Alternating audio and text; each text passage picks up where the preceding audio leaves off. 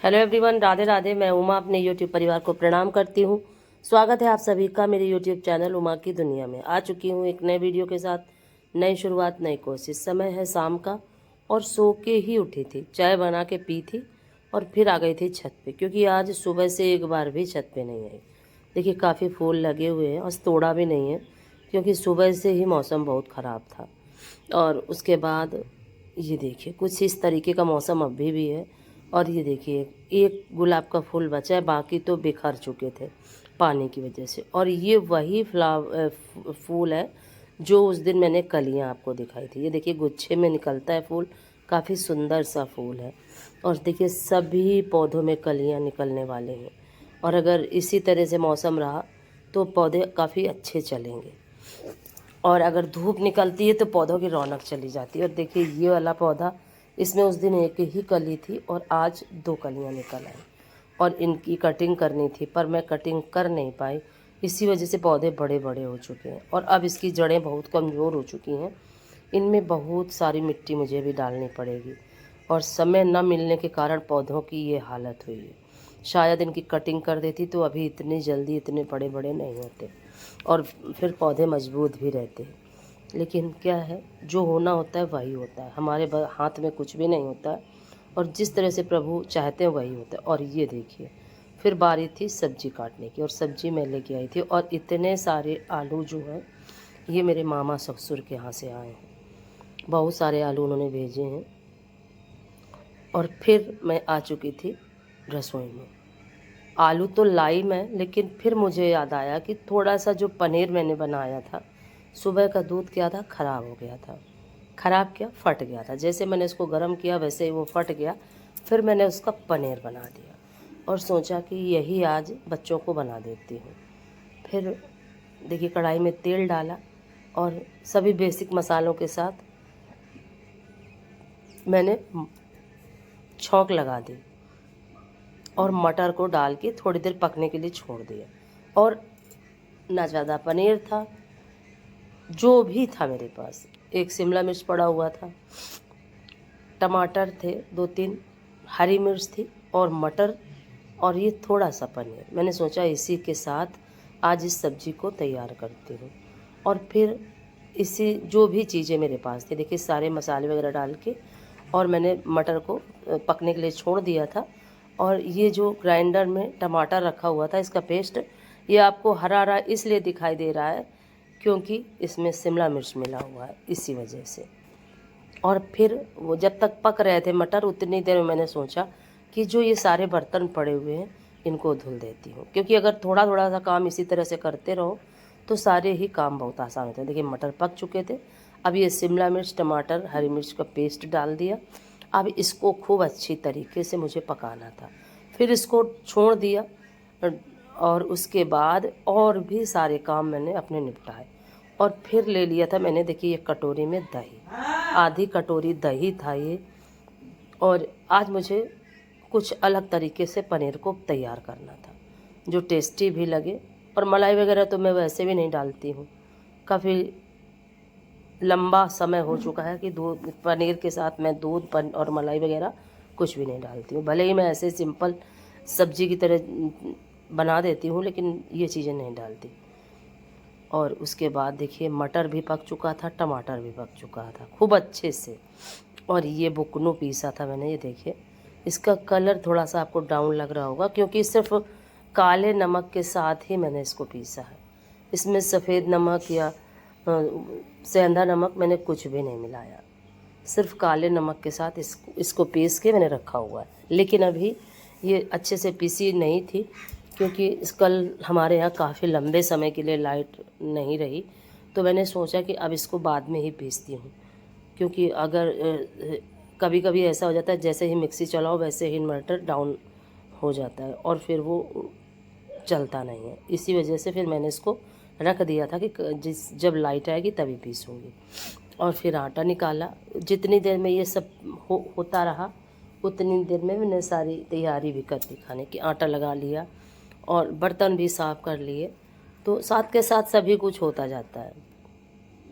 और अगर इसको लेके ही बैठी रहूं तो फिर उतना ही होगा जितना करती हूँ और फिर ये सारे काम पड़े रहते हैं और फिर काम फैलता रहता है।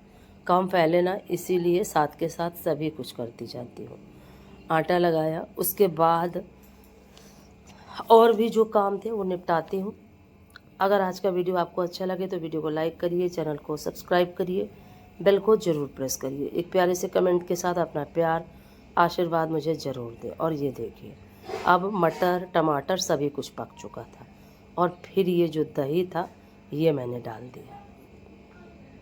और दही से क्या है, पनीर का टेस्ट बहुत अच्छा हो जाता है। सिर्फ दही में खट्टापन ज़्यादा ना हो। और कुछ देखिए टमाटर के टुकड़े रह गए थे नीचे, जो कि पिसे नहीं थे। दही डालने के बाद अब इसको फिर थोड़ी देर के लिए पकाऊंगी और फिर पनीर डाल के और निकाल दूंगी। इस तरीके से कल का पनीर की सब्ज़ी बनाई और बहुत अच्छी बनी थी। और फिर उसके बाद रात में क्या लाइट काफ़ी लेट आई और फिर मैं सारे कपड़े पड़े हुए थे, क्योंकि कल सुबह लाइट दिक्कत कर रही थी बार बार। पहले तो सुबह आई ही नहीं, और सुबह जल्दी क्या है कि सारे काम नहीं हो पाते हैं। जिस तरह से कर पाती हूँ वही वैसे ही करती हूँ, क्योंकि किसी चीज़ के लिए परेशान होना, भड़बड़ाना ये ठीक नहीं है मेरे लिए। और मैं अब करती भी नहीं हूँ, बिल्कुल शांति के साथ सारे ही कामों को करती हूँ। और ये देखिए, बच्चों के नज़र उतारने के लिए मैंने चोकर, हरी लाल मिर्च, नमक, सरसों के दाने सभी कुछ तैयार कर दिया है कि जैसे ही बच्चे आएंगे वैसे उनको उतार देती हूँ नज़र, क्योंकि काफ़ी समय से बच्चों की नज़र नहीं उतारी। और बच्चों की नज़र ना उतारो तो खुद ही समझ में आने लगता है कि बच्चों को ज़रूरी है कि अब नज़र उतारो। और वैसे भी अब पितृपक्ष जैसे ही शुरू हो जाएगा तो बच्चों की वैसे भी नज़र नहीं उतारी जाएगी। और ये सब चीज़ें थोड़ा सा ज़रूरी होती हैं। कभी कभी क्या है कि बहुत सारे हमारे आसपास बहुत सारे लोग हैं, किसकी क्या सोच है, कौन किस तरीके से देखता है। और मुझे तो वैसे भी काफ़ी अंदर से अजीब सा फील हुआ करता है, क्योंकि कहीं ना कहीं कुछ ना कुछ ये तो मन में रहता ही है कि भगवान इन बच्चों को सदैव अच्छे से रखना। क्योंकि अब कोई भी घटना दुर्घटना हमारे जीवन में हो, ये चीज़ प्रभु अब ना करना, क्योंकि जो हो चुका है हमारे साथ उससे ही हम अभी उबर नहीं पाए हैं। तो कहीं ना कहीं बच्चों की फिक्र तो लगी ही रहती है। और फिर उसके बाद ये दूध, क्योंकि बीच वाला बेटा जो है वो गाय का ही दूध पीता है और छोटा वाला तो पीता ही नहीं है। जब कभी उसका मन हुआ तो पी लेता है, नहीं तो नहीं पीता है। छोटा वाला तो बिल्कुल भी दूध नहीं पीता है। तो ये बीच वाला गाय का ही दूध पीता है, तो उसका दूध अलग गर्म कर दिया था। और फिर जितनी देर में दूध गर्म होगा उतनी देर में ये सारा सब उठा के रख देती हूँ। और इधर जो आटा लगा के रखा था इसको भी हटा देती हूँ, तखत साफ़ कर देती हूँ। हालांकि लाइट नहीं आई थी, पर मुझे पूरी उम्मीद थी कि लाइट आ जाएगी। और फिर रात में लाइट आ गई थी, फिर मैंने कपड़े धुले और फिर सारा काम करते करते बहुत देर हो गई थी। वही डेली का समय हो गया था। हालांकि फिर ये सारे काम तो समय से ही हो गए थे। फिर देखिए, मैंने तखत साफ़ किया, पोंछा किया और फिर जो बर्तन तैयार थे उनको लगा के और फिर आ गई थी रसोई में। अब बारी थी रोटियां सेकने की। तो बहुत सारे लोग इस तरह से रोटियां बनाते हैं कि उनकी रोटियों में बहुत सारा आटा चिपका ही रहता है। तो आज आपको दिखाती हूँ कि किस तरह से मैं रोटियां बनाती हूँ। और उन जो ये चकला है, चकले के आसपास बहुत सारा आटा गिरता है। और मैं आपको दिखाती हूँ कि मेरे चकले के आसपास कभी भी बहुत सारा आटा नहीं गिरता। देखिए किस तरीके से मैं लेती हूँ। ये देखिए, आटे में डुबोया और उसको हल्के हाथों से गिरा दिया। जो भी आटा, देखिए ये देखिए लिया, और जो भी आटा ऊपर से था उसको हटा दिया। तो जो सिर्फ महीन महीन आटा था वो इसमें खुद ही चिपक जाता है रोटियों में। और फिर एक भी आटा इधर उधर चकले के आसपास नहीं गिरता।